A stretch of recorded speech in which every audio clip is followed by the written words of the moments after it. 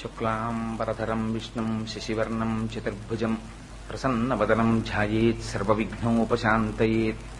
గురుర్బ్రహ్మ గురుర్విష్ణుః గురుర్దేవో మహేశ్వరః గురుస్సాక్షాత్ పరబ్రహ్మ తస్మై శ్రీగురవే నమః.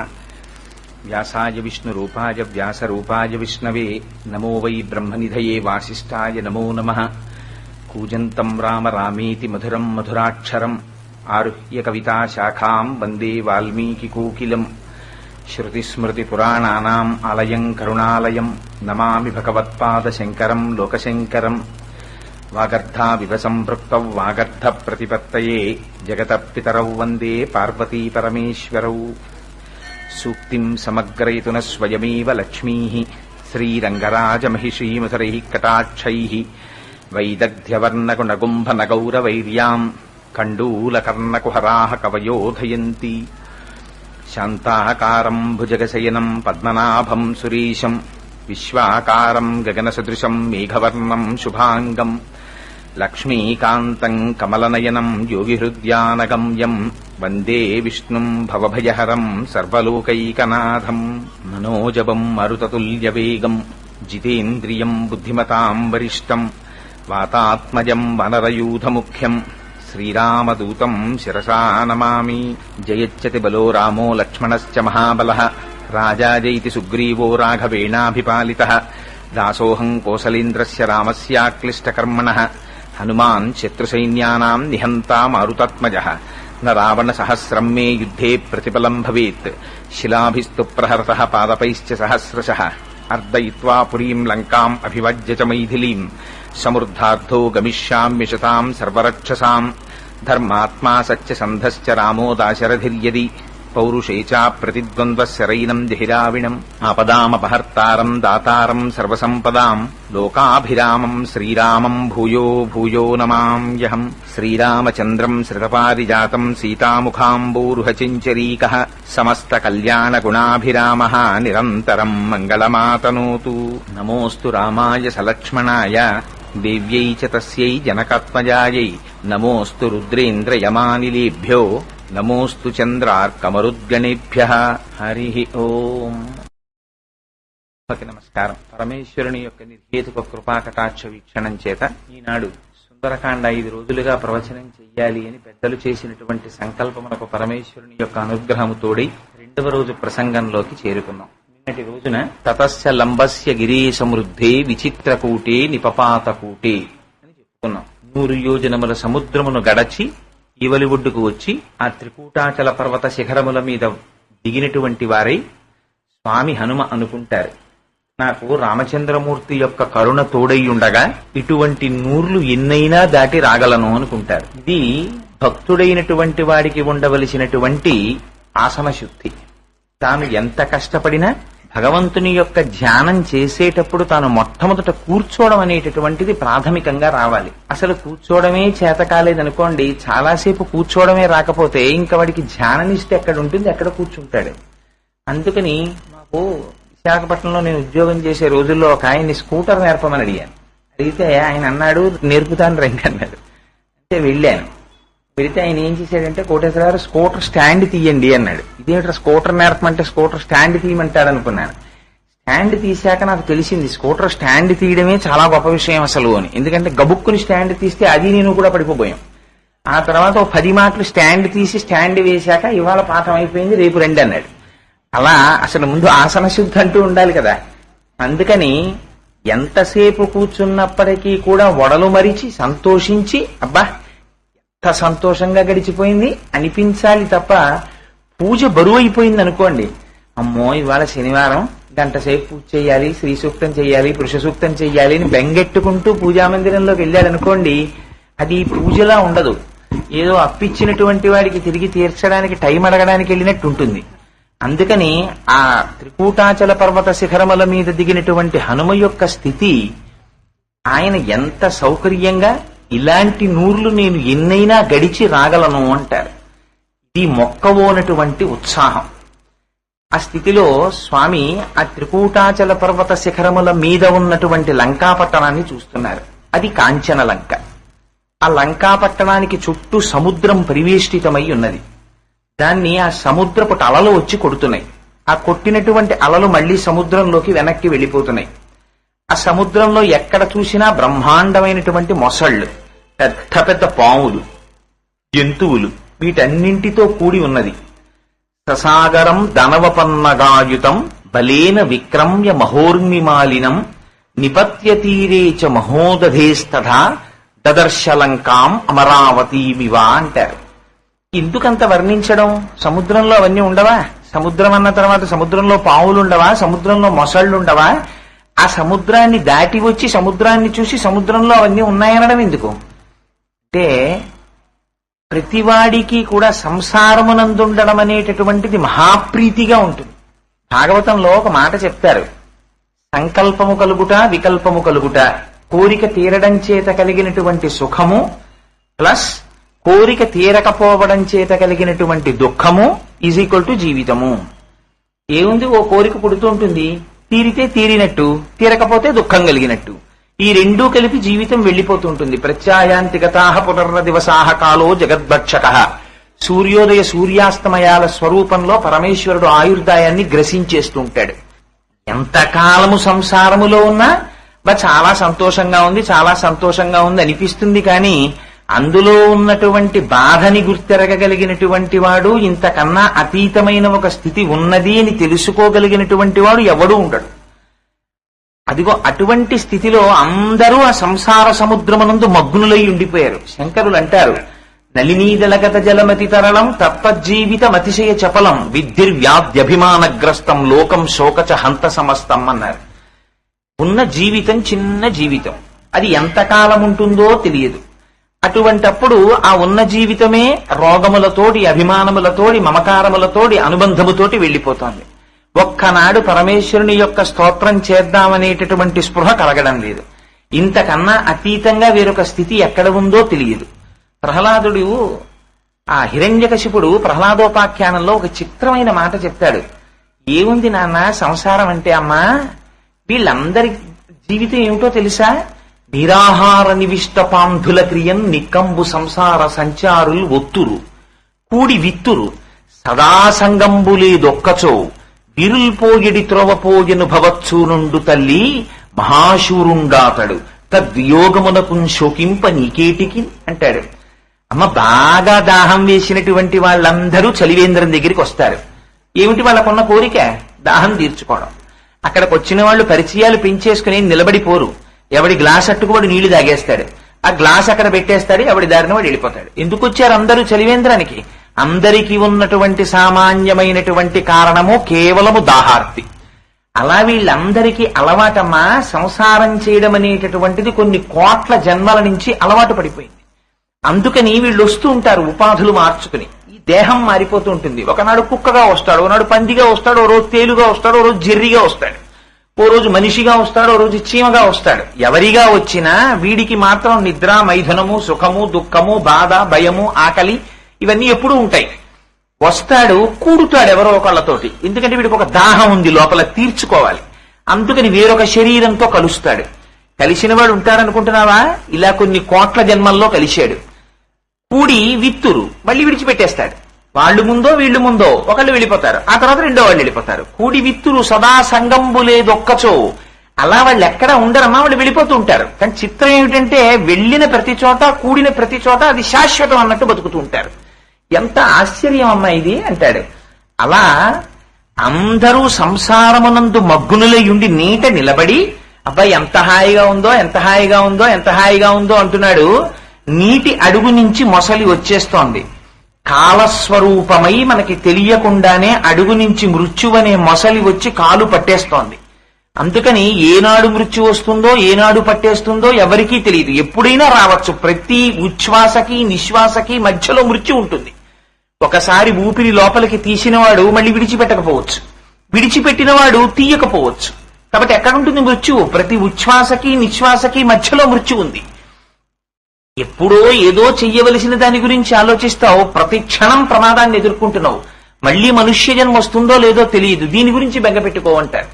అందుకని ససాగరం ధనవపన్నగాయుతం బలేన విక్రమ్య మహోర్మిమాలినం నిపత్య తీరే చ మహోదధేస్తథా దదర్శ లంకాం అమరావతీమివ. అది చూస్తుంటే ఆ లంకని అమరావతిలా కనపడుతోంది. ఎవరిల్లు, ఎవరి సంసారం, ఎవరి కుటుంబం వారికి అమరావతిలాగే ఉంటుంది, ఇంద్రుడి రాజధానిలాగే ఉంటుంది తప్ప వారికి ఎవడి సంసారం వాడికి రోతగా ఉంటుందా? ఎవడి సంసారం ఎవడికి రోతగా ఉండదు. కాదు కాదు, అందులోని ఇంకొక రహస్యం, దదర్శలంకాం అమరావతీమివ. అక్కడ ఆ విభీషణుడి భార్య అయినటువంటి సరమ అక్కడ ఉన్నటువంటి సీతమ్మ తల్లిని సేవిస్తోంది. సీతమ్మ తల్లి సాక్షాత్తుగా లలితాపరాభట్టారికా స్వరూపం. ఆ కారణం చేత అమ్మవారిని సేవించినటువంటి పుణ్యము యొక్క ఫలితముగా కొద్ది కాలములోనే తన భర్త అయిన విభీషణుడికి ఐశ్వర్యం అబ్బుతోంది.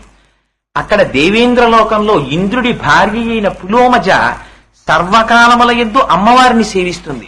అందుకని సౌందర్యలహరిలో శంకరులు అంటారు, నఖైర్ నాటస్త్రీణాం కరకమల సంకోచ శిశిభిః తరుణాం దివ్యానాం హసతి యువతే చండిచరణౌ ఫలాని స్వస్థేభ్యః కిసలయకరాగ్రేణ దదత దరిద్రేభ్యో భద్రాం శ్రియమనిషమహ్మాయ దదతౌ అంటారు. ఆ ఇంద్రుడి భార్య అమ్మవారిని సేవిస్తుంది. అమ్మవారిని సేవించినటువంటి పుణ్య ఫలితముగా ఆమె భర్త అక్కడ స్వర్గలోకమునకు అధిపతి అయి ఉంటున్నాడు. అలా ఇక్కడ సీతమ్మ తల్లిని సేవించినటువంటి విభీషణుని యొక్క భార్య సరమ యొక్క పుణ్య ఫలితముగా కొద్ది కాలములోనే విభీషణుడు లంకకు రాజు కాబోతున్నాడు. ఆ చూడబడుతున్నటువంటి పట్టణం కాంచన లంక. దాన్నొచ్చి ఆ కెరటములు కొడుతున్నాయి. ఏమిటా కెరటములు? వాటినే షడూర్ములు అంటారు. అందుకే షడ్రిపు, షడూర్మి, షడ్వికారహర, సన్ముఖ షణ్ముఖ జనక, సంబసదాశివ సాంబసదాశివ శరణం మే తవ చరణయుగం అంటారు. మనందరికీ ఉంటాయి ఆ మూడు. అవే షడ్రిపులు. ఇవి 6 శత్రువులు. ఎక్కడో ఉండరు శత్రువులు, ఇక్కడే కూర్చుని ఉంటారు. కామ, క్రోధ, లోభ, మద, మోహ, మాత్సర్యములు. షడ్రిపు, షడూర్ములు. ఇవి మారి మారి మారి మారి వస్తూనే ఉంటాయి. అవే ఆకలి, దప్పిక, జర, మరణము, శోకము, మోహము. ఈ 6 తప్పించుకోగలిగిన వాడు ఉండడు. ఆకలి వేస్తుంది, అప్పటికేదో పదార్థం పడేస్తాడు, చాలంటుంది. మళ్ళీ సాయంత్రం అవుతుంది, మళ్ళీ ఆకలి, మళ్ళీ వేస్తాడు, మళ్ళీ చాలంటుంది, మళ్ళీ ఆకలి. అలాగే దప్పిక, అలాగే శోకం, అలాగే మోహం, అలాగే జర, అలాగే మరణం. ఇన్ని మాటలు పుట్టాడో ఇన్ని మాటలు మరణించాడు, ఇన్ని మాటలు వృద్ధాప్యం వచ్చిందో ఇన్ని మాటలు విడిచిపెట్టాడు. అందుకని ఇవి షడూర్ములు.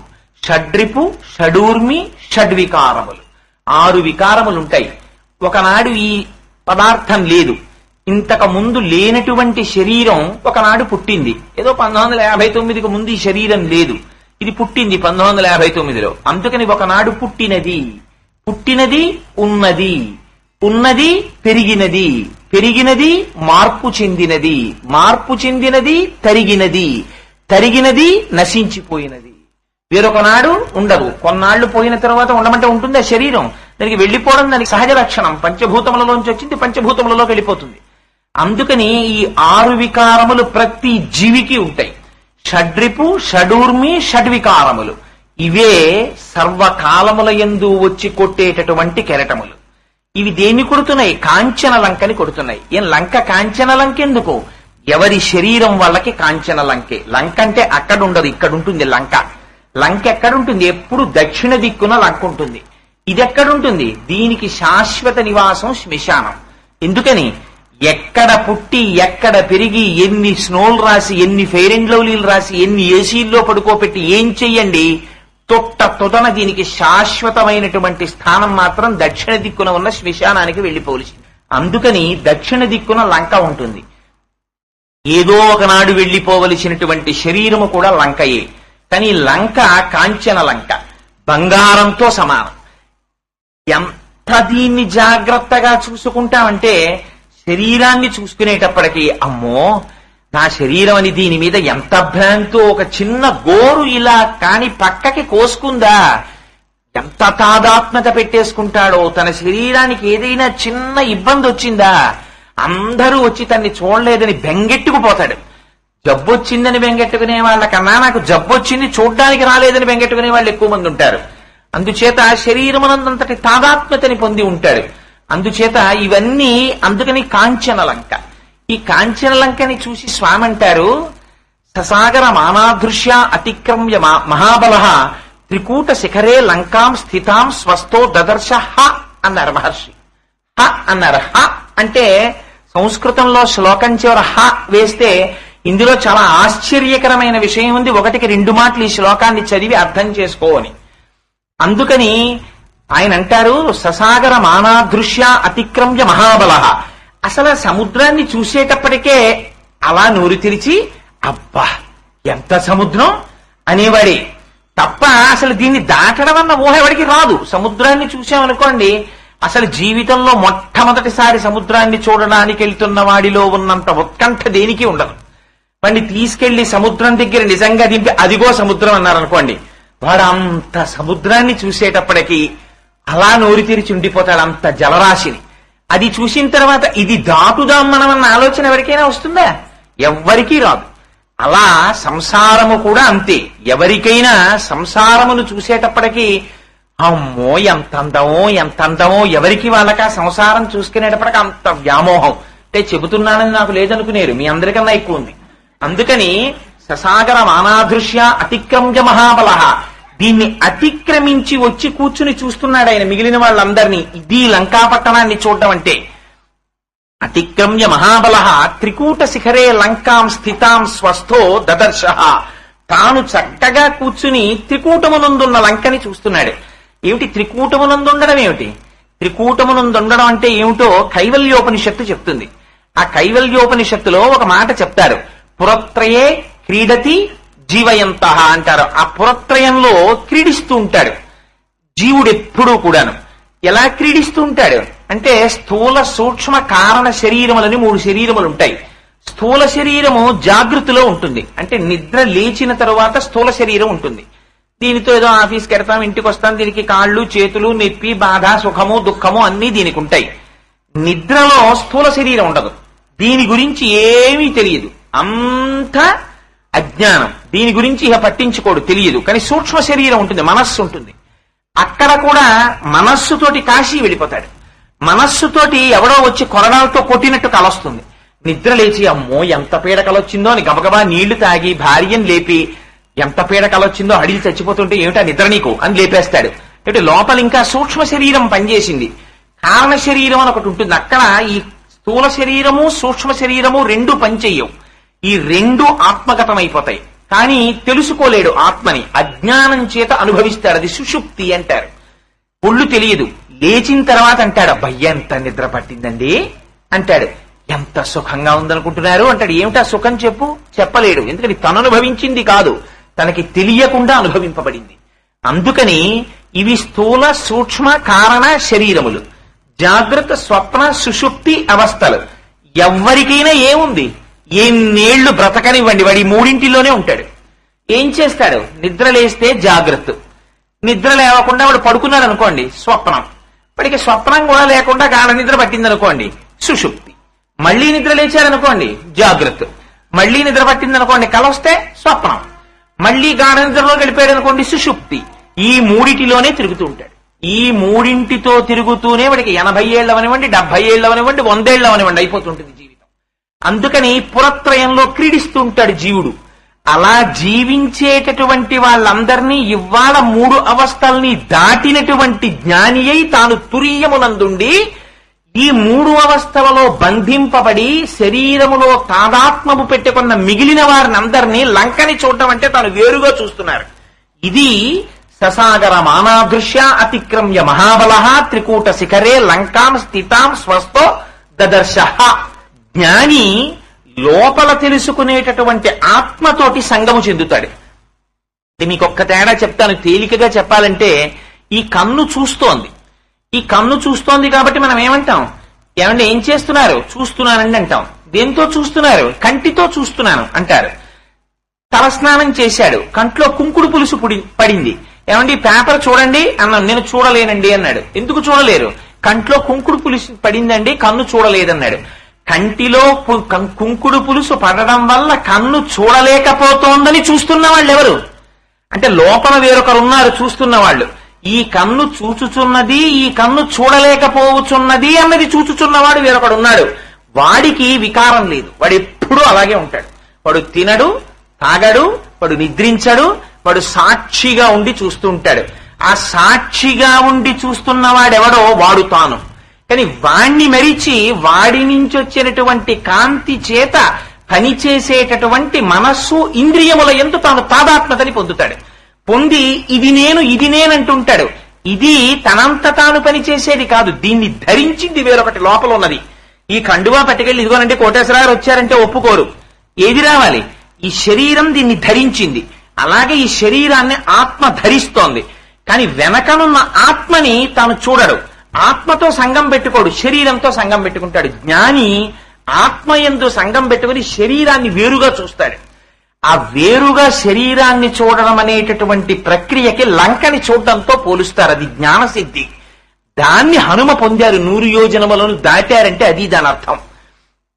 అందుచేత ససాగర మానాదృశ్య అతిక్రమ్య మహాబల త్రికూట శిఖరే లంకాం స్థితాం స్వస్థో దదర్శ అని హంస కారండవా కీర్ణా వాపీ పద్మోత్పలాయుతా అక్రీడాన్ వివిధాన్ రమ్యాన్ వివిధాంశ్చ జలాశయాన్. అక్కడ అనేకమైన పక్షులున్నాయిట. పెద్ద పెద్ద సరోవరాలట లంకాపట్టణంలో. ఆ ఉన్నటువంటి సరోవరాల్లో ఈ పక్షులన్నీ ఈదులాడుతున్నాయి, చక్కగా ఎగురుతున్నాయి, చెట్ల మీద వాలుతున్నాయి. ఎక్కడ చూసినా పువ్వులు, పళ్లతో నిండిపోయినటువంటి చెట్లు. ఆ నీటి కొలనులో దిగుతుంటే అబ్బాయి ఎంత హాయిగా ఉందో అనిపిస్తుంది. అంత చల్లటి నీళ్లు, అందులో మళ్ళీ పుష్పముల యొక్క పరాగము పడి ఆ నీటిలోంచి సువాసన, వీటన్నింటితో అలరారుతోందిట లంకాపట్టణం. బాహ్యమునందు లంక వైభవం. ఎక్కడుంటాయి అవన్నీ? లంకలో ఉండవు, ఇక్కడే ఉంటాయి.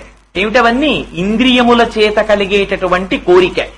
చక్ర పొంగలి తినాలనుందని వేధించేస్తుంది లోపల నుంచి. తిన్నాడు, ఏమైంది? అందులో ములిగాడు నీటిలో. అమ్మయ్య తృప్తి, చక్కెర పొంగలి తినేశాను. ఇది ఇంకో గరిట పెట్టండి, అమ్మో కక్కు వస్తుంది అంటాడు. ఏమైంది? దుఃఖం అయిపోయింది. అప్పటి వరకు సుఖమునకు హేతువైంది, ఆ తర్వాత దుఃఖమునకు హేతు అయిపోతుంది. అందుకని అక్రీడాన్ వివిధాన్ రమ్యాన్ వివిధాంశ్చ జలాశయాన్ హంస కారండవాకీర్ణావాపీ పద్మోత్పలాయుతా. అవన్నీ లంకలో ఉన్నాయా, ఇక్కడున్నాయా?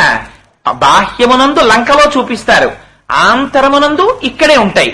సంతతాన్ వివిధై వృక్షై సర్వర్తు ఫలపుష్పితై ఉద్యానాని చ రమ్యాని దదర్శ కపికుంజర. ఆయన చూస్తున్నారట. దేన్ని చూస్తున్నారు? సంతతాన్ వివిధై వృక్షై సర్వర్తు ఫలపుష్పితై. అన్ని ఋతువులలోనూ పుష్పించేటటువంటి ఫలించేటటువంటి చెట్లు లంకాపట్టణంలో ఉన్నాయిట. అన్నింటినీ చూస్తున్నారట. అబ్బా, ఏ ఋతువులో ఏ చెట్టు ఎలా పండుతుందో అలాంటి పళ్ళున్న చెట్లన్నీ అక్కడ ఉన్నాయి. నిజానికి లంకలోనే ఉంటాయి. ఒక్కొక్కరు ఇంటికి చుట్టూ చెట్లు వేసుకుంటారు. మనం కొత్తగా ఇల్లు కట్టుకున్నామని వెళ్ళామనుకోండి, ఇది సీతాఫలం అండి, సీతాఫలాల కాలంలో కాస్తుందని వేశాను, ఇది సపోటా, ఇది మామిడి, ఇదిగో ఇంకోటి జామ, చూసారా ఇది దానిమ్మ. మా ఇంట్లో అన్ని ఋతువుల్లో పండే పళ్ళు మేము బయట కొనుక్కోక్కర్లేదండి, మా ఇంట్లోనే పండుతాయంటాడు. ఇప్పుడు అక్కడ ఇంట్లో ఉన్నాయా, వీడి లోపలున్నాయా? అసలు సీతాఫలం తినాలని, వేసంకాలం వచ్చేటప్పటికి మామిడి పళ్ళు వస్తున్నాయని వీడు బయటికి వెళ్ళక్కర్లేదు, ఇక్కడ మంచాన ఉండనివ్వండి. ఎరా ఏప్రిల్ వచ్చేసింది, మామిడి పళ్ళు వస్తున్నాయేమో, ఒకసారి త్రిపుర సుందరి గుడి దగ్గర చూడకూడదు అంటాడు కొడుకుని. త్రిపుర సుందరి గుడి దగ్గరికి వెళ్లి వీడు చూశాడా మామిడి పళ్ళు వచ్చాయో లేదో? ఋతువుని బట్టి ఇక్కడ చెప్తుంటారు. లోపల నుంచి కోరికలన్నీ మనస్సులోంచి పుడుతున్నాయి. అక్కడుందా చెట్టు, ఇక్కడుందా చెట్టు, ఇక్కడున్నాయి కోరికలన్నీ. అందుకని అక్కడ లంకలో ఉండడం అంటే ఇక్కడ లంకలో ఉండడం. ఇక్కడ నుంచి పుట్టి ఇక్కడ పెరిగి ఇక్కడ తిని ఇక్కడ తృప్తి పొందుతుంటాడు. అందుకని ఈ తృప్తి అంతా ఈ లంకకి సంబంధించింది, బాహ్యమునందు ఆ లంకలో ఉన్నాయంటారు. ఇట్లాంటి లంకాపట్టణంలో దీన్నెవరు నిర్మించింది? ఎంత గొప్పగా ఉందో ఆ లంకాపట్టణం చూస్తే. స్వామి హనుమంటారు, వీడు అసాధ్యం కోలా, వీడి లంకాపట్టణాన్ని పరిపాలిస్తున్నాడు. పాలితాం రాక్షసేంద్రేణ నిర్మితాం విశ్వకర్మణ ప్లవమానా వివాకాశే దదర్శ హనుమాన్పురి అన్నారు. ఎంత డాబురాయి రావణాసురుడిది. ఈ లంక వీడు కట్టుకోలేదు. రావణాసురుడిలో ఉన్న గొప్పతనం ఏమిటో తెలుసా అండి? రావణాసురుడి దగ్గర ఉన్నటువంటి ఏ అమూల్యమైన వస్తువు వాడిది కాదు. వాడి దగ్గర పుష్పక విమానం ఉంది, వాడిది కాదు. వాడు ఎవరి దగ్గర కొట్టుకొచ్చాడు దాన్ని. వాడి దగ్గర కాంచన లంకుంది, వాడు కట్టలేదు. అది కట్టిన వారెవరు? విశ్వకర్మ కట్టారట. విశ్వకర్మ ఎవరు? విష్ణు సహస్రనామ స్తోత్రంలో నామం ఉంది, విశ్వకర్మ మనుస్పష్టాస్తవిష్టస్తవిరోధ్రువ అని. విశ్వకర్మ అంటే పరమాత్మ.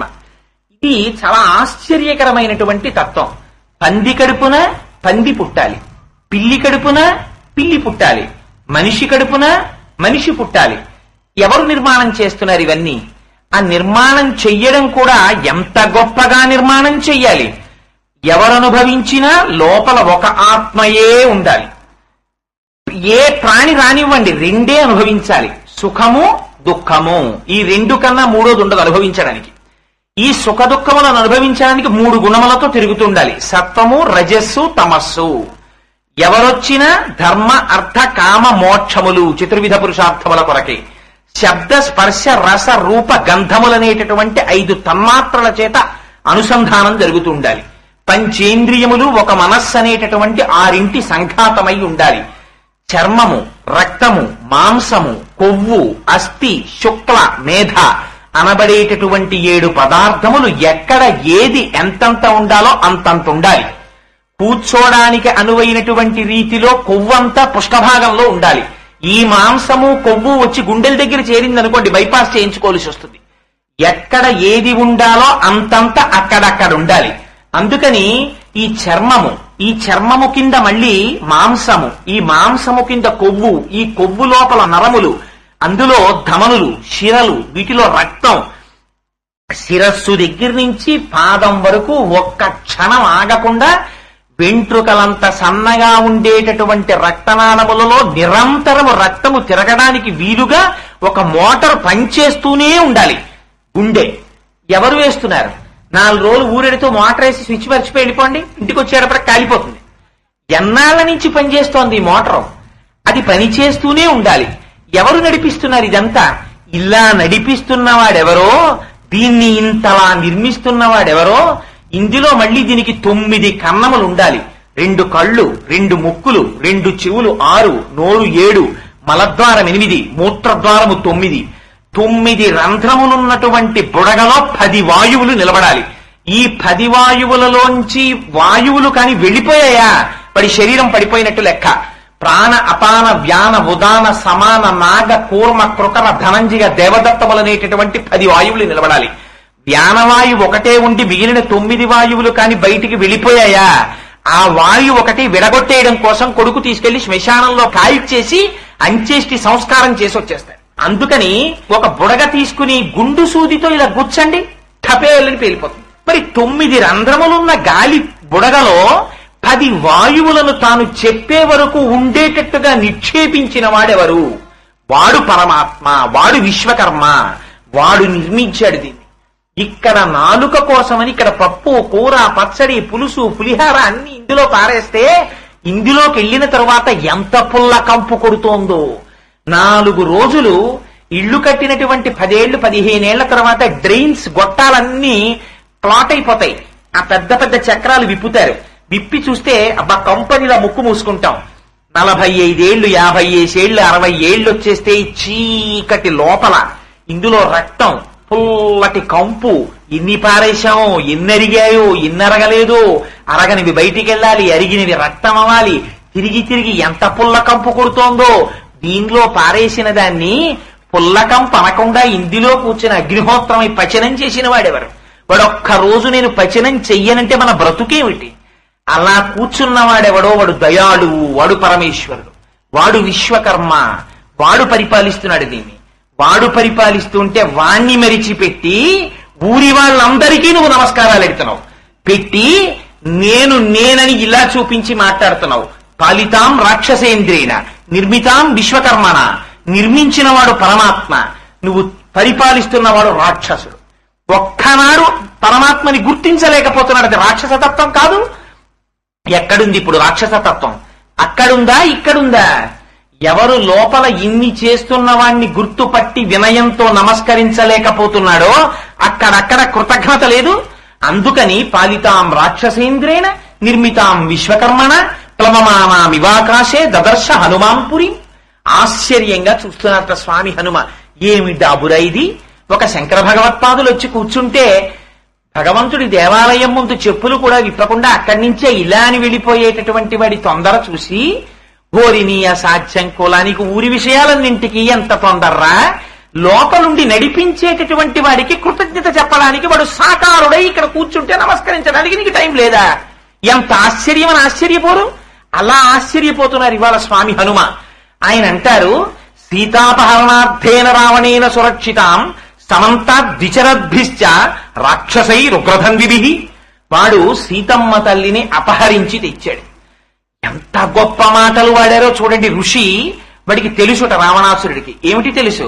నేను సీతమ్మను అపహరించి తెచ్చాను కాబట్టి తప్పకుండా యుద్ధం వస్తుంది ఏదో ఒకనాడు అనుకున్నట్ట అని, ఎందుకైనా మంచిదని రాక్షసుల్ని విచ్చుకత్తులు పట్టుకుని తిరగమని ఆజ్ఞాపించేట.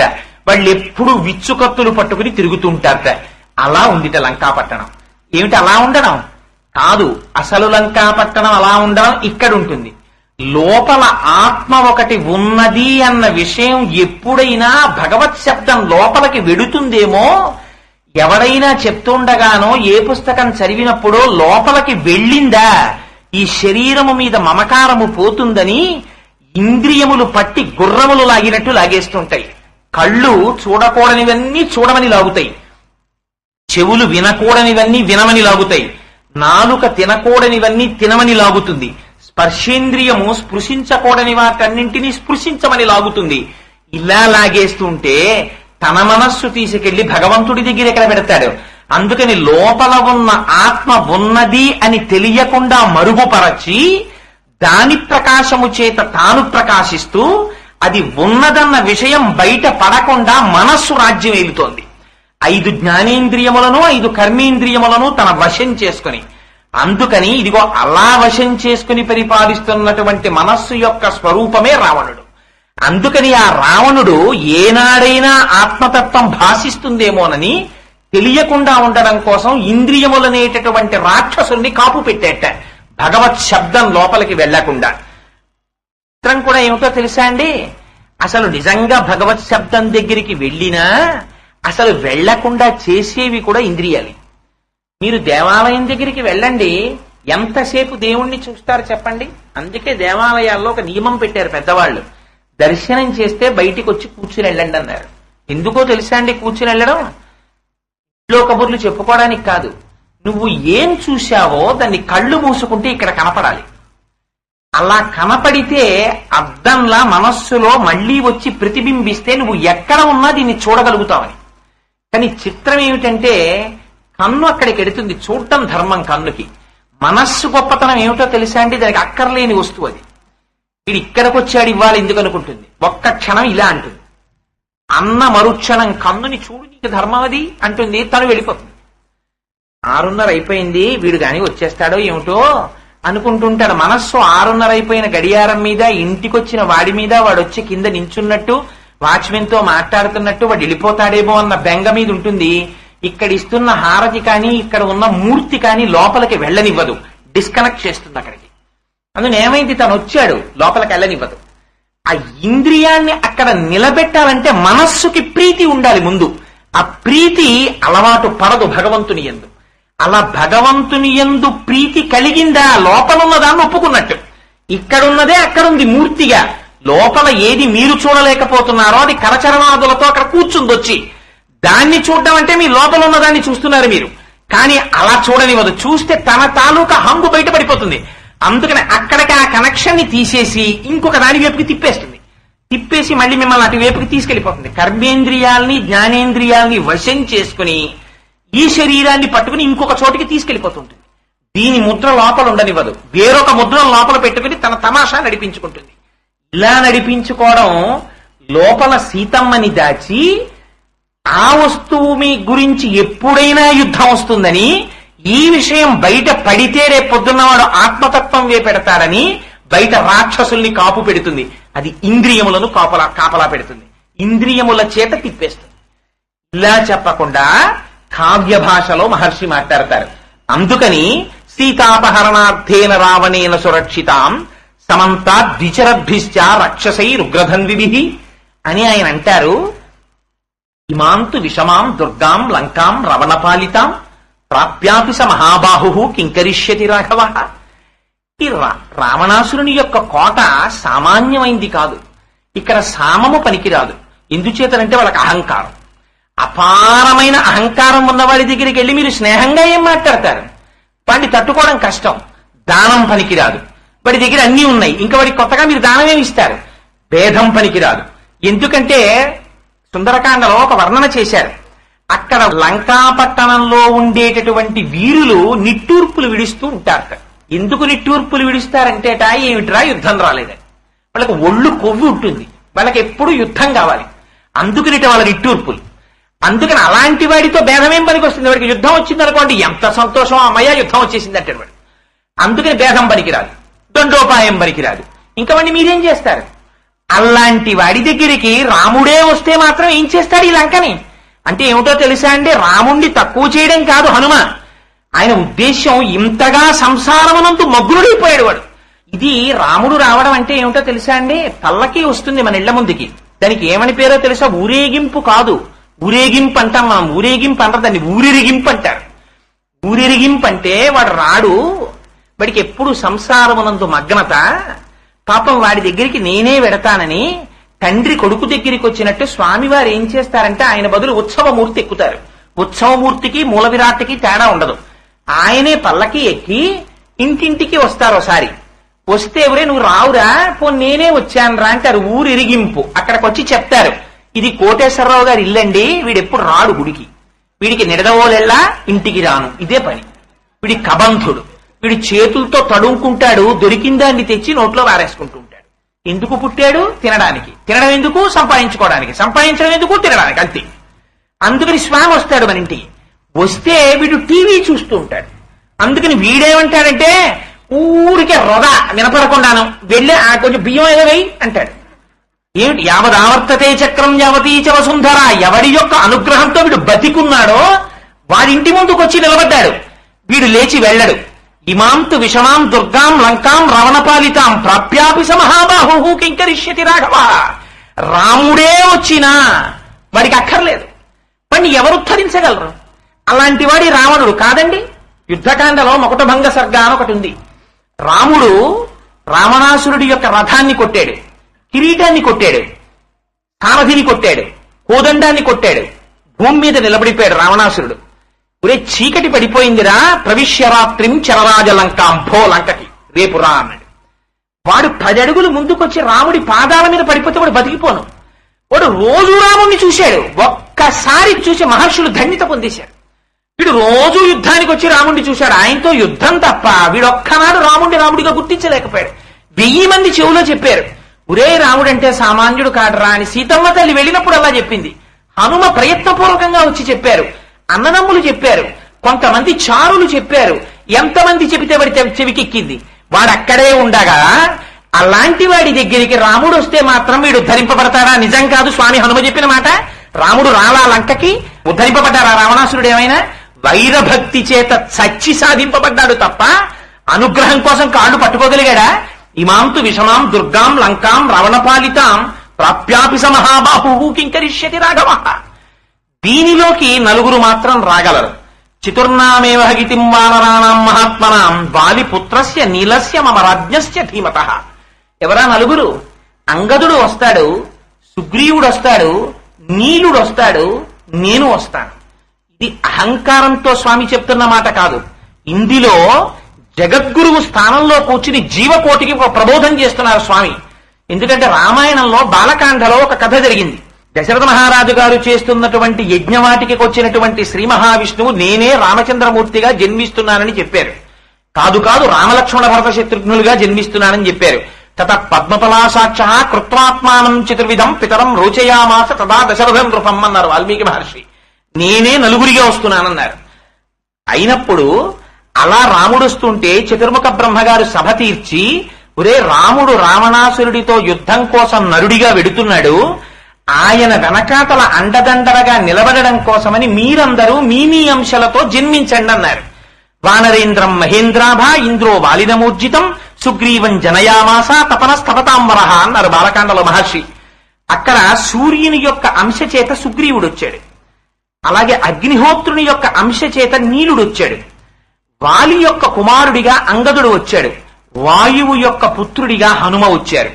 ఇక్కడ ఇన్ని కోట్ల వానరములు అనేక అంశాలతో వచ్చిన నలుగురు లంకలోకి రాగలరు అంటున్నారు హనుమ.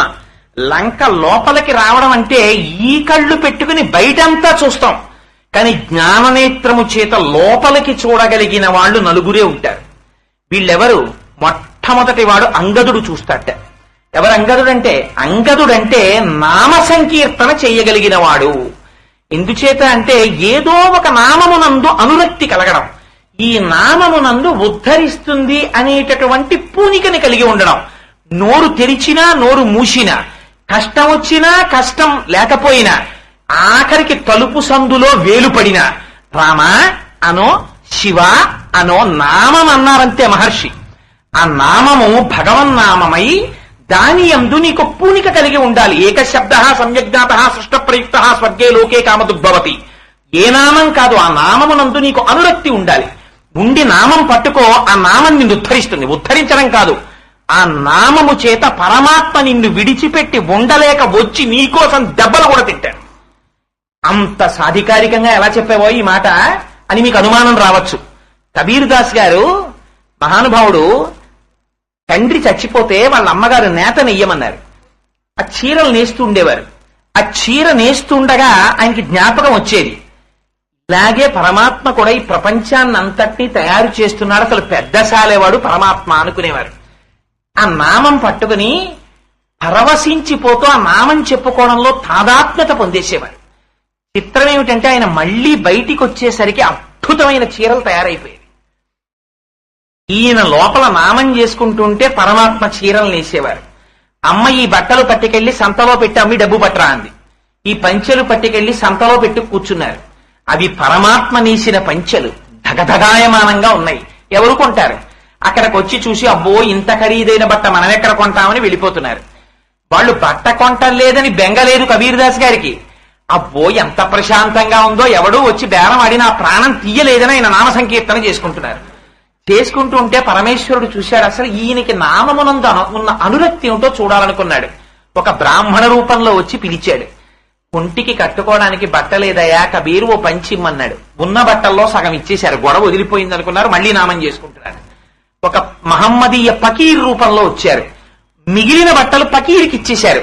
చూడగలిగిన జ్ఞాననేత్రం ఉన్నవాడికి శరీరాలు, శరీరాల్లో ఉండే భేదాలు ఇవన్నీ చూడడు, లోనున్న దాన్ని చూస్తాడు. అందుకని మహమ్మదీయుడా అన్నది చూడలేదు కబీర్ దాస్ గారు, ఇచ్చేశారంతే. ఆ రూపంలో వచ్చిన వాడు రామచంద్రమూర్తి పట్టుకుని వెళ్ళిపోయి ఉన్నవాడు ఊరుకోకుండా వాళ్ళ అమ్మగారి దగ్గరికి వెళ్ళాడు. వెళ్ళి అమ్మా మీ అబ్బాయికి ఇచ్చిన బట్టలు ఏం చేశాడో తెలుసా? సగం ఓ బ్రాహ్మడికి ఇచ్చేశాడు, సగం మహమ్మదీయ పకీర్కి ఇచ్చేశాడు. ప్రస్తుతం మీ వాడు ఏం చేస్తున్నాడో తెలుసా? ఇంకా అమ్మే గొడవ లేదని సంతలో కూర్చుని నామం చేసుకుంటున్నాడు, చూపిస్తాను రమ్మన్నాడు. వాళ్ళ అమ్మగారి దగ్గరికి వెళ్ళారు. వెడితే కబీర్ దాస్ గారు సంతోషంగా నామం చేసుకుంటున్నారు. బాహ్య స్మృతి లేదు. వాళ్ళ అమ్మగారు పిలిచారు, కడుపు మండిపోయింది ఆవిడికి. ఈ పక్కనున్న బ్రాహ్మణుడే ఓ కర్ర ఇచ్చి దీంతో కొట్టమ్మ బయటకు వస్తాడన్నారు. అంటే కబీర్ దాస్ గారి తల్లికి ఎనలేని ఆగ్రహం వచ్చి ఆ కర్ర పట్టుకుని కబీర్ దాస్ గారి వీపు మీద కొట్టారు. ఏమిట్రై నామం నీకు అన్నం పెట్టిందా, నీళ్ళిచ్చిందా, ఏమిటి నామం ఆపుతావా ఆపవా అని. కబీర్ దాస్ గారిని కొడుతూ ఉంటే వాళ్ళ అమ్మగారిని తీసుకొచ్చిన బ్రాహ్మణుడు కొట్టకమ్మా అని ఏడుస్తున్నాడు. ఈయన వీపు మీద వాతలు తేలి. అప్పుడు అమ్మ కొట్టకమ్మా అని కోదండం పట్టుకుని మంచి పచ్చటి పట్టుపంచ కట్టుకుని తెత్తున స్వామి రామచంద్రమూర్తి దర్శనమిచ్చారు. కబీర్ దాస్ గారి తల్లి రాముడి కాళ్ల మీద పడి, కబీర్ నీ వల్ల నాకు రామదర్శనం అయిందని కబీర్ దాస్ గారిని ఇంటికి తీసుకెళ్ళింది. ఒక నామం పట్టుకుని కబీర్ దాస్ గారు ఉద్ధరింపబడిపోలా? ఇది జీవకోటికి అందించేటటువంటి సారం హనుమ. ఒక్క నామం పట్టుకో, నాకేం తెలుసు అనకు, ప్రీతిగా ఒక్క నామం చెప్పుకో. జగద్గురువుల స్థాయి అంటే అలా ఉంటుంది. జగద్గురువు అని పేరు పక్కన పెట్టుకోవడం కాదు, ఆ పేరుకి సార్థకత కొంతమందికి ఉంటుంది. చంద్రశేఖరేంద్ర సరస్వతి స్వామి వారు ఒకనాడు ఒక సభకి వెళ్ళారు. బోలెడంత డబ్బున్న వాళ్ళందరూ సభకు వచ్చారు. అడగకపోయినా తెచ్చి వేదిక మీద డబ్బు కట్టలు పెట్టారు, పళ్ళు పెట్టారు, బట్టలు పెట్టారు, రకరకాలు పెట్టారు. అన్నిటినీ చూశారు చంద్రశేఖరులు. చూసి ఆఖరణ అన్నారు, మీరందరూ నేను వచ్చానని, నేను ఒక సన్యాసినని, జగద్గురువునని ఇన్ని తెచ్చి వేదిక మీద పెట్టారు, చాలా సంతోషం. కానీ ఒక పేద సన్యాసిని, నాకంటూ ఏమీ లేనివాణ్ణి, నేను చెయ్యి చాపి మిమ్మల్ని అందరినీ ఒకటి అడుగుతాను. మీ అందరూ ఇవ్వగలరది, నాకు ఇస్తారా అని అడిగారు. చంద్రశేఖరేంద్ర సరస్వతి వంటి వారు చెయ్యి చాపితే ఇవ్వకపోవడం ఏంటి, పైగా మీ దగ్గర ఉందంటున్నారు, తప్పకుండా ఇస్తామన్నారు. ఇస్తామన్నాక మాట తప్పకూడదు. ఇస్తారా అన్నారు. ఇస్తామన్నారు అందరూ. అయితే మీరు ప్రతిరోజు రోజులో ఏదో ఒక 2 నిమిషాల సమయాన్ని నాకు దానం చేసేయండి. మీ ఇష్టం, అది పొద్దున్న కావచ్చు, సాయంత్రం కావచ్చు, మధ్యాహ్నం కావచ్చు, రాత్రి కావచ్చు. రోజుకి 24 గంటల సమయం మీకుంటే 2 నిమిషాల సమయం ఆ రోజులోది మీది మాత్రం కాదు, మీరు దానం చేశారు నాకు. ఆ 2 నిమిషాల సమయం నాకిచ్చారు కనుక నేను చెప్పినట్టు వినియోగించండి. ఆ 2 నిమిషములు మాత్రం మీ మనస్సులోకి ఇంకొకటి రాకూడదు. దాన్ని భగవంతుని యొక్క నామము చెప్పుకోవడానికి ఉపయోగించండి. అంతకన్నా నేను కోరేది లేదన్నారు. ఎన్ని వేల మంది ఉద్ధరింపబడిపోయి ఉంటారు చంద్రశేఖరేంద్రుల ఆనాడు పెట్టినటువంటి దానభిక్ష వల్ల. ఈ జగద్గురువుల స్థాయి. అందుకని ఒక నామము ఉద్ధరించదా? అందుకని అంగదుడు రాగలడు లంకలోకి. అంటే భగవన్నామమును పట్టుకున్నవాడు ఏదో ఒక రోజున ఆ నామి యొక్క అనుగ్రహం చేత లోపలికి వెళ్ళగలుగుతాడు. 2వ వాడు సుగ్రీవుడు రాగలడు. సుగ్రీవుడంటే సూర్యుని యొక్క అంశలో వచ్చాడు. సూర్యుడు వచ్చాడా చీకట్లు పోతాయి. అలాగే ఒక్కసారి వేదం అర్థమైందా? వేదం అర్థం అవడం అంటే ఏమిటి? వేదం అంటేనే విద్ అనేటటువంటి ధాతువులోంచి వచ్చింది. విద్ అంటే తెలుసుకోవలసినది. ఏది తెలుసుకున్న తరువాత వేరొకటి తెలుసుకోవలసినటువంటి అవసరము లేదో దానిని వేదం అంటారు. మళ్లీ తెలుసుకోని అవసరము లేనిది, తెలియవలసినది భగవంతుని యొక్క స్వరూపం. కాబట్టి ఆ వేదమును తెలుసుకుని మంచి కంఠముతో, మంచి కంఠం అంటే అద్భుతమైన కంఠమని కాదు, ఉదాత్త అనుదాత్త స్వరముల చేత వేదమును చదివి వేదము చేత ప్రతిపాదింపబడిన పరమాత్మ తత్వమును అర్థము చేసుకున్నటువంటి వాడు లోపలికి వెళ్ళగలడు. అంటే అంతర్ముఖుడు కాగలడు. అందుకని సుగ్రీవుడు రాగలడు. 3వ వాడు నీలుడు రాగలడు. నీలుడి గురించి బాలకాండలో గొప్ప వర్ణన చేశారు. ఆయన గొప్ప తేజోవంతుడు, శత్రువులను పరిమార్చగలిగినటువంటి వాడు, అగ్ని యొక్క కుమారుడు. అగ్నికి అగ్ని కుమారుడికి తేడా ఉండదు, ఇద్దరు ఒకటే. అంటే ఎవరు నిత్యము అగ్ని కార్యము చేస్తున్నారో, రామచంద్రమూర్తి కూడా నిత్యాగ్నిహోత్రం చేసేవారు. ఎవరు నిత్యాగ్నిహోత్రము చేస్తున్నారో అటువంటి వారు భగవంతుని పొందకుండా మధ్యలో అడ్డు వచ్చినటువంటి ప్రతిబంధక రూపమైనటువంటి పాపము అగ్ని కార్యము చేత శమింపబడి భగవంతుని చేరుకోవడానికి కావలసిన అనువైన వాతావరణం ఏర్పడుతుంది. అందుకని నీలుడు రాగలడు. 4వ వారు నేను రాగలను. నేను రాగలనంటే అహంకారంతో చెప్పట్లేదు ఈ మాట. హనుమ రాగలరంటే హనుమ పుట్టగానే సూర్యమండలం వంక చూశారు. తినే పండనుకుని సూర్యుణ్ణి పట్టుకోబోయారు. ఇంద్రుడు వజ్రం పెట్టి కొట్టాడు. ఎడమ దవడ సొట్టబడింది, కింద పడ్డారు. కింద పడ్డారు కనుక ఎడమ దవడ సొట్టబడింది కనుక, సొట్టబడిన హనుములు కలవారు కనుక హనుమ అని పిలిచారు. అలా ఏదైనా ఒక మాట చెప్పాలి అని అనుకున్నాను అనుకోండి, ఇప్పుడు నేను నాలో సుందరకాండ గురించి చెప్పాలనేటటువంటి భావన కలిగి అసలు హనుమ అంటే ఎవరో చెప్పాలన్న భావన కలగగానే నాభి నుంచి వాయువు బయలుదేరుతుంది. బయలుదేరి సహస్రారం దగ్గరికి ఎడుతుంది. సహస్రారం పైకి వెళ్ళడానికి వీలు లేదని వెనక్కి తోసేస్తుంది. తోసేస్తే వాయువు ఇక్కడికి వస్తుంది. వీటిని హనువులు అంటారు. అంటే వర్ణములుగా వ్యక్తమయ్యేటటువంటి స్థానములుంటాయి. అక్కడికి వెళ్లి నాలుక ఆయా స్థానముల యందు నొక్కుతుంది. ఆ నొక్కడంలో నాలుక పొరపాటుపడి ఒక చోట నొక్కవలసినటువంటిది వేరొక చోట నొక్కితే ఒక అక్షరములకు బదులు వేరొక అక్షరం పైకి ధ్వనిగా వస్తుంది. అలా కాకుండా నాలుక నర్తించి కావలసిన రీతిలో ఎక్కడ నొక్కాలో అక్కడ నొక్కితే బయటికి వస్తున్నటువంటి వాయువు సొట్టబడి, ఆ సొట్టబడినటువంటి వాయువు అక్షరమై, అక్షరములు పదములై, పదములు వాక్యములై, వాక్యములు అర్థాన్ని పట్టుకుని నాలో ఉన్న భావన వాక్య రూపంగా నా నోటి వెంట బయటికి వస్తే ఆ వాక్యము మీ చెవిలోంచి లోపలికి వెడితే ఇక్కడ మనస్సులో భావన అక్కడ మనస్సులోకి ఎక్కుతోంది. ఇలా ఎక్కేటట్టు వాయువు అక్షరములుగా మారి బయటికి రావడమే శబ్దస్వరూపంగా మారడం. ఇది వాయుపుత్రుడైనటువంటి హనుమగా మారడం. అందుచేత హనుమ రాగలరు. అంటే శబ్దశక్తి చేత మననాత్ త్రాయితే ఇది మంత్ర అయినటువంటి మంత్ర స్వరూపము చేత, మంత్రానుష్ఠానము చేత, బీజాక్షర సంపుటీకరణము చేత లోపలికి వెళ్ళగలడు. ఇది చెప్పడం హనుమ రాగలరు. అందుకని చతుర్నామేవగతిం వానరాణాం మహాత్మనాం వాలిపుత్రస్య నీలస్య మమ రాజ్ఞశ్చ ధీమతః, వీళ్ళ నలుగురు లోపలికి రాగలరు అని స్వామంటారు. అయినా నేనెందుకు వచ్చాను? సీతమ్మని వెతకడానికి వచ్చాను. నాకెందుకు ఇవన్నీ? భూతాశ్చార్తాః విపద్యంతే దేశకాల విరోధితాః అర్ధానర్థాంతరే బుద్ధిర్నిశ్చితాపి నశోభతి ఘాతయంతి హి కార్యాణి దూతాహ పండితమానినః అన్నారు. నేనెందుకు ఇవన్నీ ఆలోచించడం? నేను చాలా తెలివైన వాణ్ణనుకున్నటువంటి మంత్రి సూర్యోదయం యోగానే చీకట్లు పోయినట్టు అటువంటి మంత్రి వలన కార్యములు పాడైపోతాయి. అందుకని నాకెందుకు ఈ ఆలోచన? చేయవలసినది రామచంద్రమూర్తి చేస్తారు. నేను సీతమ్మ జాడ కనిపెట్టే ప్రయత్నం చేస్తానన్నారు. అనుకున్నదే తడవు చీకటి పడిన తరువాత వెతుకుతానన్నారు. సూర్యే చాస్తం గతే రాత్రౌ దేహం సంక్షిప్య మారుతి వృషదంశకమాత్ర సన్ బభూవ అద్భుత దర్శన అన్నారు. ఏమండి, ఏదైనా వస్తువు పోయినవాడు చీకట్లో వెతుక్కుంటాడా, వెలుతురుండగా వెతుక్కుంటాడా? ఏమండి, నా పరుసు పడిపోయింది అక్కడ, ఇప్పుడు బాగా చీకటిగా ఉంది, వెళ్లి వెతుక్కొస్తానంటాడా? ఏమండో దీపం ఏదైనా ఉంటే ఇవ్వండో సార్, నా పరుసు వెతుక్కుంటానంటాడా? వెతకవలసిన వస్తువుని వెలుతురులో వెతుకుతారా, చీకట్లో వెతుకుతారా? బాగా చీకటి పడ్డాక వెతుకుతానంటారేమిటి హనుమ? చీకటి పడ్డాక వెతుకుతానండం ఆయనకి కాదు చీకటి. సమస్త భూతకోటి కూడా విషయముల యందు అనురక్తితో ఉండగా అంధేంధోదయముల్ అంటాడు ప్రహ్లాదుడు.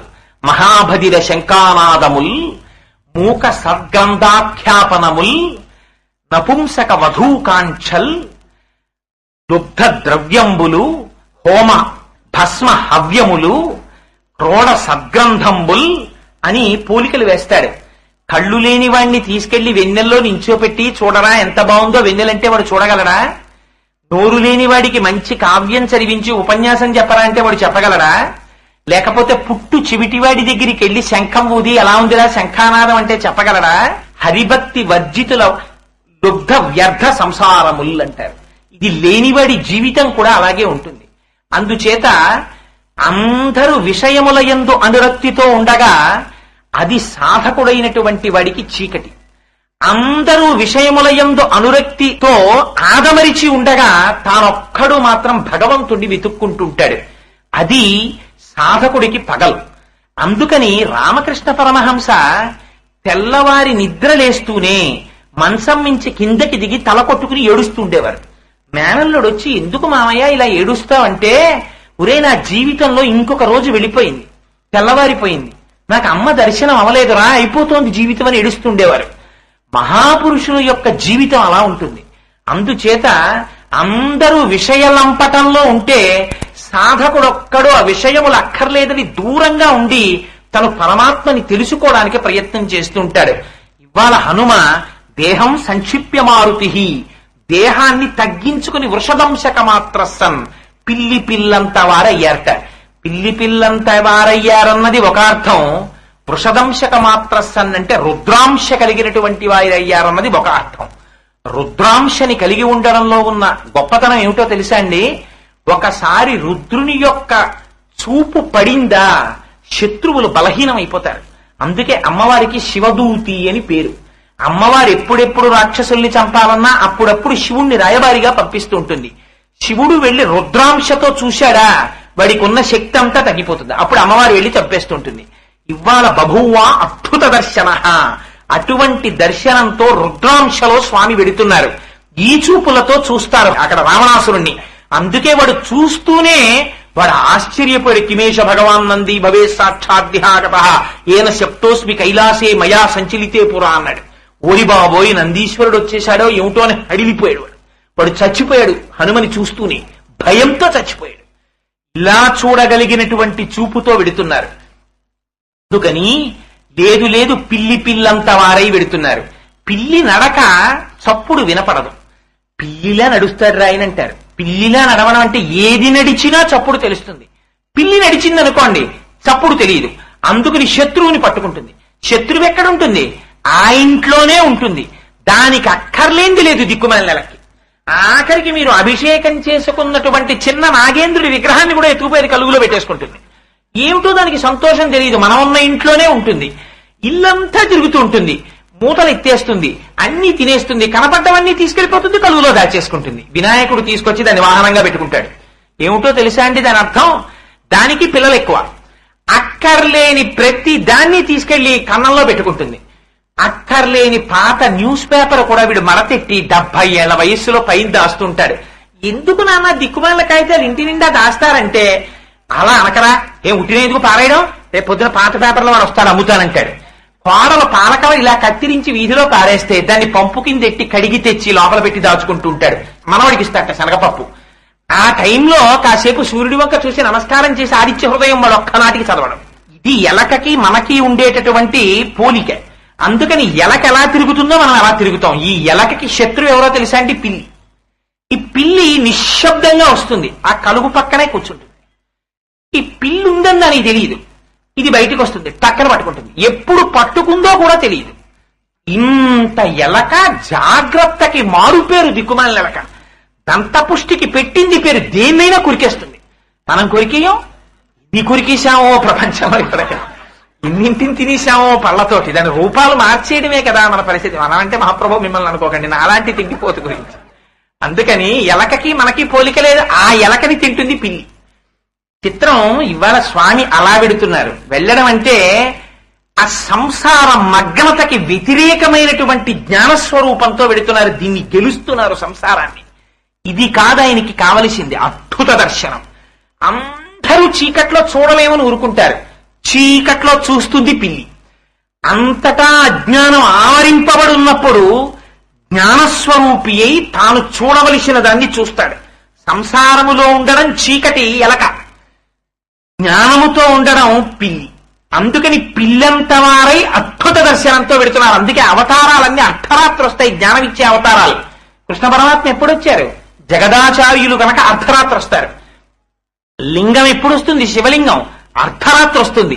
ఆపాతాళమభస్థలంత భువన బ్రహ్మాండమా విస్ఫుర జ్యోతిస్ఫాటిక లింగమౌళి విలసత్పూర్ణేందువాంతామృతై అస్తోకాప్లుతమేకమీశమనిశం రుద్రాను వాకాంజపన్ ధ్యాయే దీప్సిత సిద్ధయే ధ్రువపదం విప్రోభిషించే శివం బ్రహ్మాండ వ్యాప్త దేహ ప్రసిత హిమరుచాభాసమానా భుజంగై కంఠే కాళాః కపర్దా కలిత శిశికలశ్చండ కోదండ హస్తా త్రిక్షా రుద్రాక్షమాల సులలిత వపుష సంభవా మూర్తివేదా రుద్రాశ్రీ రుద్రసూక్త ప్రకటిత విభవాన ప్రయచ్చస్తు సౌఖ్యం అంటారు. అందుచేత అర్ధరాత్రి శివలింగం వస్తుంది. ఎందుకు? ఇది అజ్ఞానాన్ని తీయడానికి వెలుతురు కావాలి, చీకటి పోగొట్టడానికి దీపం కావాలి. అంతేగాని పట్టపగలు దీపం ఎందుకు? అందుకని రాత్రి వెతుకుతానంటారు. అందుకని అజ్ఞానం పోవడానికి జ్ఞానం కావాలి, జ్ఞానం రావడమే అజ్ఞానం పోవడం. అందుకని అద్భుత దర్శనంతో అందరూ లంకలో ఉంటే, లంకలో అందరూ ఆదమరిచి విషయములను అనుభవిస్తుంటే, ఈయనొక్కరూ నాకు విషయములక్కర్లేదని లోపల సీతమ్మ తల్లిని పెట్టుకుని అందరినీ వెతుకుతున్నారు. వెతికినప్పుడు కనపడిన వాళ్ళు ఎవరు? అందరూ విషయభోగపరాయణులు. వీళ్ళని చూసి ఆగరాయన. ఆయన దేనికోసం వెతుకుతుంటారు? నాకు ఇది అక్కర్లేదు, నాకు ఇది అక్కర్లేదని తీసేస్తుంటారు. నయితి నయితి నయితి నయితి అని తీసేస్తారు.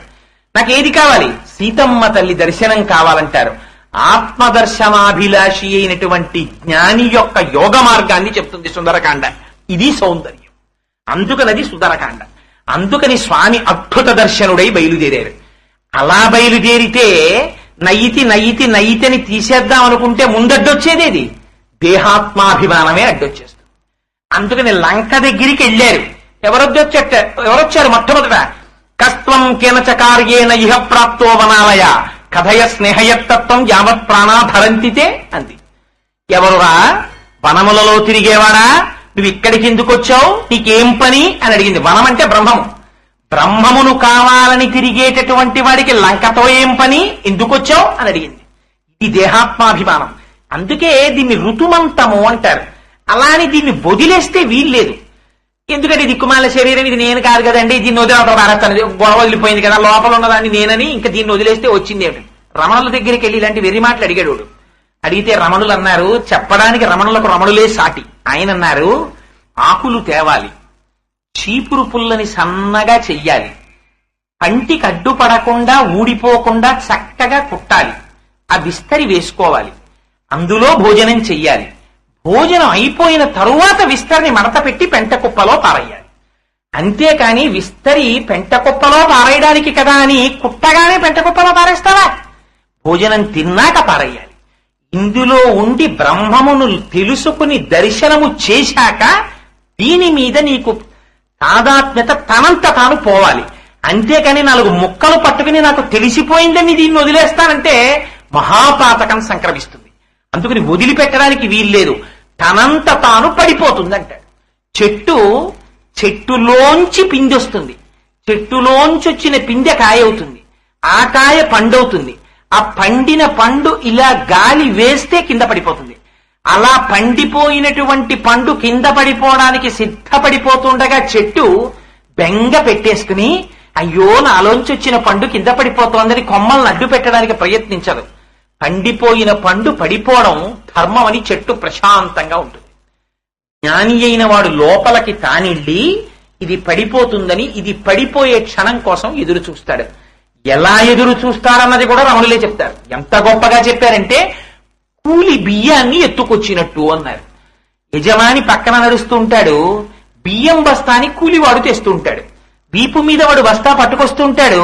ఇది కొనుక్కున్న వాడికి పక్కనున్న వాడికి అందులో సన్న కన్నం పడి బియ్యం కారిపోతున్నాయి అనుకోండి, మోసేవాడికి ఏం సంబంధం ఉండదు. పోతే పోయింది, లేదు గొడవ వదిలిపోయింది, బస్తా తేలికైపోతుంది అంటాడు. అది పక్కనున్న యజమాని చూసుకుని ఏమో బియ్యం కారిపోతున్నాయి, ఆగాగని ఓ పాతకాయితమ్మో కూడా తీసుకొచ్చి కన్నంలో పెడతాడు. మోస్తున్నవాడు వాడు తాదాత్మ్యత విడిది. ఈ పట్టికెళ్లేవాడు ఏ సందులో సారి ఇల్లు, ఈ సందులోనా ఆ సందులోనా అంటాడు, కిందేనా నడ మీద అంటాడు. ఎందుకు? ఎప్పుడెప్పుడు దీన్ని వదిలేద్దామా అని. దీన్ని పారాయడంలో వాడికి సుఖం ఉంది. వాడు దారి బత్యానికి వచ్చాడు. దీంతో వాడికి సంగమేం లేదు. ఆ బత్యం మీద వాడి ఇంట్రెస్ట్, దీన్ని వదిలేయాలి. దీన్ని బత్యం కోసం తెచ్చారు. ఇహ జన్మలో ఉండిపోయిన ప్రారంధం కోసం దీన్ని తెచ్చాడు. ఆ ప్రారంధం అయిపోయే వరకు ఇది ఉంటుంది. ఆ తర్వాత ఎప్పుడో పడిపోతుంది. దాని గురించి పెద్ద బాధ ఏమిటి? అందుకని అంత స్థితికి వెళ్ళాక విస్తరి పారేయాలి. అంతేగాని విస్తరిని పారేయడమే అని తెలుసుకుని మొదటే విస్తరిని కుట్టేసి పారేస్తారా? పారేయకూడదు. అందుకని ముందు బ్రహ్మమును తెలుసుకో. ఇది ఋతుమంతం. ముందు ఋతుమంతము నుండి సత్యమును తెలుసుకో. సత్యమును తెలుసుకున్న తర్వాత ఋతుమంతము తనంత తాను పడిపోతుంది. నీకేం విచారం ఉండదు. ఇంత ఆధ్యాత్మ జ్ఞానాన్ని పట్టుకొచ్చి మొట్టమొదట అడ్డొచ్చే దేహాన్ని చెప్తారు. తెలుసుకున్న తరువాత పడిపోయినా బెంగ పెట్టుకోండి దీని గురించి. అసలు తెలుసుకోకుండా మొదట అడ్డుపడేది ఇది విచిత్రం. మీరు సంధ్యావందనం చేద్దాం ఇలా కూర్చున్నారనుకోండి, పవిత్రో వా సర్వావస్థ అంగతోపివా యస్మరేత్ పుండరీకాక్షం సబాహ్యాభ్యంతర శుచి అంటాడు. దోమ ఎగురొచ్చి ఇక్కడ కుట్టేస్తుంటుంది. ఇది ధ్యాస అంతా ఇంకక్కడి నుంచి దోమ మీదే. దీన్ని కొట్టేయడమా, పొద్దున్నే చంపేయడమా, దిక్కుమాల దోమ తినేస్తోంది, ఇలా గోక్కోను ఉద్ధరణితో నీళ్లు తీసి మళ్ళీ చేయగడుక్కుంటూ ఉండడం.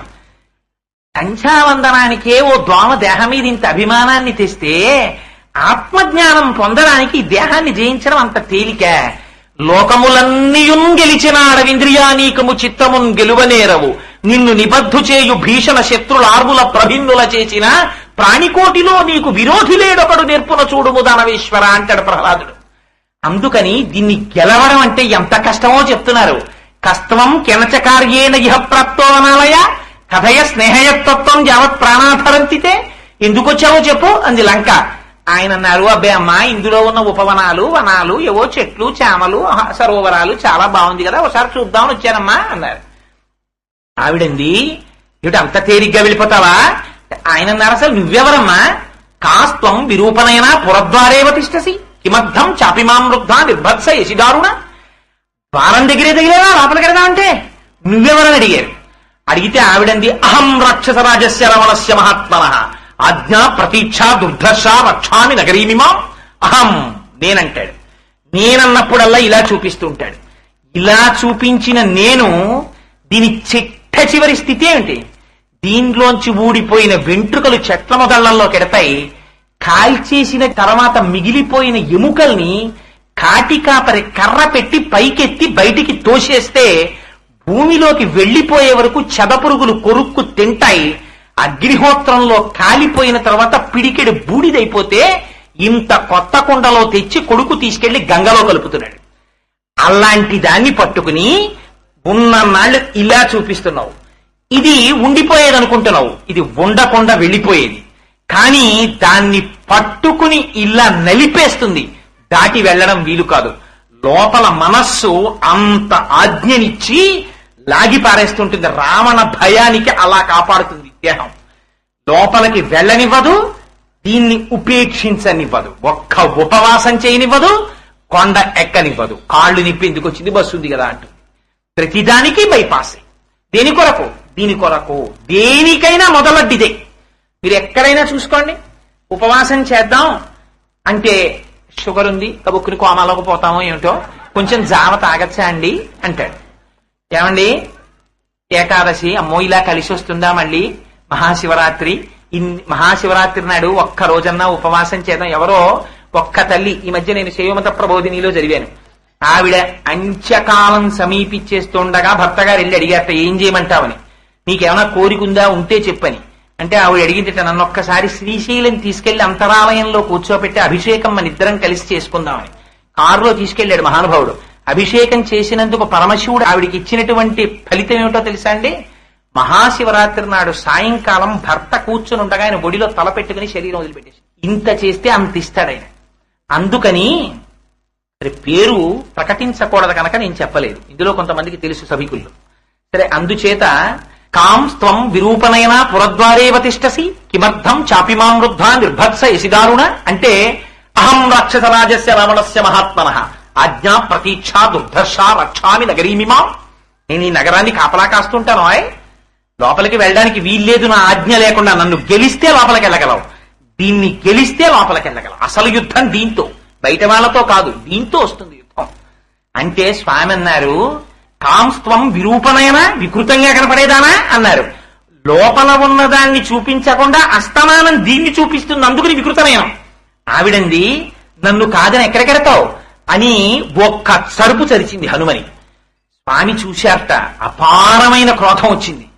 కానీ ఇంత కోపంలో కుడి చేత్తో కొట్టేనా చచ్చిపోతుంది అని ఎడం చేత్తో కొట్టారు. తత సంవర్తయామాసా వామహస్తస్య సౌంగుళీ హనుమాన్ క్రోధమూర్ఛిత.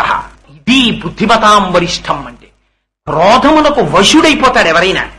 మహానుభావుడు ఆయన చూడండి, నా కుడి చేత్తో కొడితే చచ్చిపోతుంది ఆరది అని ఎడం చేత్తో కొట్టారు.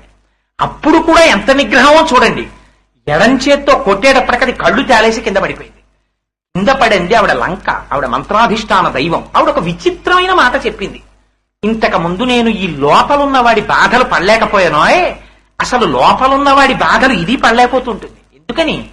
పాపం ఎంత తిప్పుతూ ఉంటాడో, ఆకలి వేసేస్తూ ఉంటుంది. కానీ ఇంటికి వెళ్ళి అన్నం తిండం. ఉండి తిననివాడు దరిద్రుడే, లేక తిననివాడు దరిద్రుడే, ఇద్దరిది దరిద్రమే. ఎందుకని? వీడికి ఇంకా ఓటీ వస్తుంది. అందుకని రాత్రి 1 గంట వరకు పనిచేస్తాడు వేళకి పెట్టడం. దీనికి ఎంత కడుపు మండిపోతుంటుంది. నేరకపోయి వీడు ధరించాడు రా నన్ను, అన్నం పెట్టడు, ఓటీ ఉంటే చాలు. 5 రూపాయలు ఖర్చు పెట్టడు, చచ్చిపోతాడు టిఫిన్ తింటే. అందుకని టిఫిన్ తింటాం. 2 రూపాయలు కాఫీ తాగడు, అవన్నీ ఉంచేస్తాడు. ఉంచేస్తే ఇవన్నీ వీడు పట్టుకెళ్ళిపోతాడు వెళ్ళిపోయేటప్పుడు. మహానుభావుడు నృసింహ శతకంలో చెప్తాడు, ఎవరు పట్టుకెళ్ళిపోయేవాడు, ఎవరు పట్టుకెళ్ళిపోతాడు ఇవన్నీ. తల్లి గర్భము నుండి ధనము తేడెవ్వడు వెళ్ళిపోయేడి నాడు వెంటరాదు, లక్షాధికారైన లవణమన్నమే కాని మెరుగు బంగారంబు మింగబోడు, విత్తమార్జన చేసి విర్రవీగుటే కాని కూడపెట్టిన సొమ్ము కుడువలేడు, పొందుగా మరుగైన భూమి లోపల పెట్టి దాన ధర్మము లేక దాచి దాచి తుదకు దొంగలకిత్తురో దొరలకవును, తేనె జుంటీగలియవా తిరువరులకు భూషణ వికాస శ్రీధర్మ పురనివాస దుష్ట సంహార నరసింహ దురిత దూర. తేనెటీగ చచ్చి చేడి కష్టపడి తేనె తెచ్చి గదుల్లో పెట్టి మైనం పెట్టి దాస్తుంది. కింద పొగడతాడు వచ్చి, ఇవన్నీ బయటికి పోతాయి. వాడు పిండి తాగేసి విసిరవతల పడేస్తాడు, మళ్ళీ వెళ్ళి గూడెడుతుంది. రామకృష్ణ పరమహంస సంసార మగ్నులైన వారి గురించి ఒకటి చెప్తారు.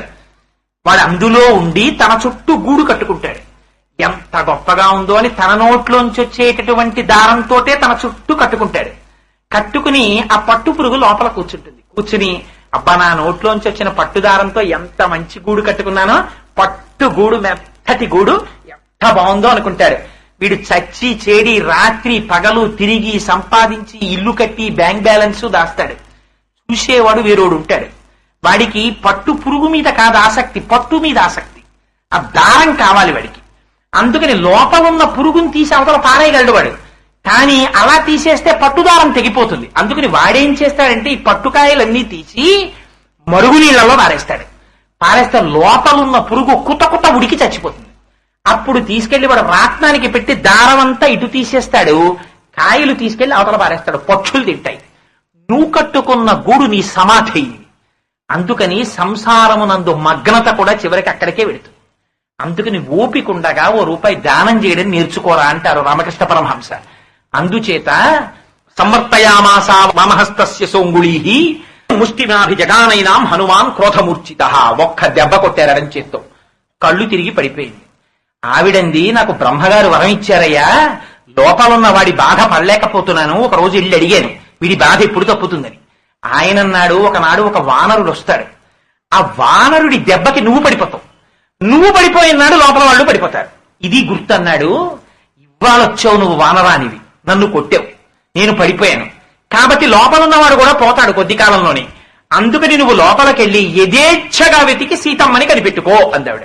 ఆయన చెప్పారా హనుమ, నేను సీతమ్మని వెతుక్కోవడానికి వచ్చానని? మరి ఎలా చెప్పింది లంక అంటే, వానరుడు రావడం అంటే ఏనాడు వా నరహ, మనిషా అనిపించేటట్టుగా భగవత్ శబ్దాన్ని చెప్పగలిగినటువంటి ఒక గొప్ప భక్తుడు చెప్పినటువంటి మాట చెవిన పడుతుందో ఆనాడు దేహాత్మాభిమానం తగ్గుతుంది. ఏనాడు దీని మీద అభిమానం తగ్గుతుందో ఆనాడు లోపల ఉన్నటువంటి మనస్సు యొక్క అలజడి తగ్గుతుంది. అందుకని వానరుడు వస్తే కాని లంక లొంగదు, లంక లొంగితే కాని లోనున్నవాడు లొంగడు. ఇది పరమార్థంగా చెప్పింది. స్వామి బయలుదేరారు. ఒక్కసారి అద్వారేణ మహాబాహు ప్రాకారమిపుప్లువే ప్రవిశ్య నగరీం లంకాం కపిరాజ హితంకర. వెళ్లకుండా ప్రాకారం నుంచి దూకుతూ పైగా ఎడంకాలు పెట్టారు. చక్రేచ్చ పాదం సవ్యంచ శత్రుణాం సతుమూర్ధని అన్నారు. ఎడంకాలు పెట్టి దిగితే అద్వారంగా అంటే ద్వారంలోంచి వెళ్లకుండా గోడ నుంచి దిగితే శత్రువు యొక్క శిరస్సు మీద పాదం పెట్టి దిగినట్టు. అలా దిగడం చేత శత్రువు యొక్క హానిని సంకేతిస్తున్నారు. అందుకని రావణాసురుడు ఓడిపోతాడు, హనుమ నెగ్గుతారని చెప్పడం కోసమని ఆ ప్రాకారం నుంచి లోపలికి దిగారట. దిగి స్వామి అన్వేషణ ప్రారంభం చేశారు. ఇంకక్కడి నుంచి ఆ లంకాపట్టణంలో వెతుకుతున్నారు. లంకలో ఏముంటుంది? ప్రసాదమాలావితాం స్తంభై కాంచరరాజితై శాతకుంభమై శృంగై గంధర్వ నగరోపమాం. బంగారంతో కట్టినటువంటి మేడలు, వాటికి స్తంభములకి నవరత్నములను తాపడం చేశారు. వజ్రములతోటి వైఢూర్యములతోటి జాలు కట్టారు. ఎక్కడ చూసినా పగడములని వాటిని తాపడం చేశారు. ఇంద్రనీలమణులతో అరుగులు కట్టారు. అంత వైభవోపేతమైనటువంటి లంక. ఇలాంటి వాటిని చూస్తూ నాకు ఇది కాదు, నాకు సీతమ్మ కావాలని వాటిని విడిచిపెట్టి తిరుగుతున్నారు స్వామి. అది విచిత్రం లంకాపట్టణంలో అని. ఎంత డాబుగా ఉందిరా ఈ లంక. ఎక్కడుంటుందండి లంక? అవన్నీ ఎక్కడుంటాయి? ఎవడి చెయ్యి వాడికి అందం. నా చెయ్యి, నా అరిచి చూసారా మేస్టారు, చాలా ఎర్రగా ఉంటుందండి అంటాడు. నా వేళ్లు చూసారా ఎంత పొడుగో? ఇదే ప్రసాదమాలా వితతాం స్తంభై కాంచనరాజితై. ఎవడి రంగు వడికింపు, ఎవడి పొడుగు వడికింపు, ఎవడి పొట్టి వడికింపు, ఎవడి లావు వడికింపు, ఎవడి సొంపు వడికింపు, ఎవడిది వడికి అబ్బా నేను చాలా అసహ్యంగా ఉంటానని బెంగట్టుకుని ఉంటాడు ఏంటి ఎవడైనా? ఎవడు ఉండడు. ఎవడి మానాన వాడికి నేను మహాందగాండని సంతోషం. అందుకని ప్రసాదమాలా వితతాం స్తంభై కాంచనరాజితై. అందుకని ఆ లంకాపట్టణం ఎక్కడ చూసినా బంగారు మేడలతో ఉందిటే.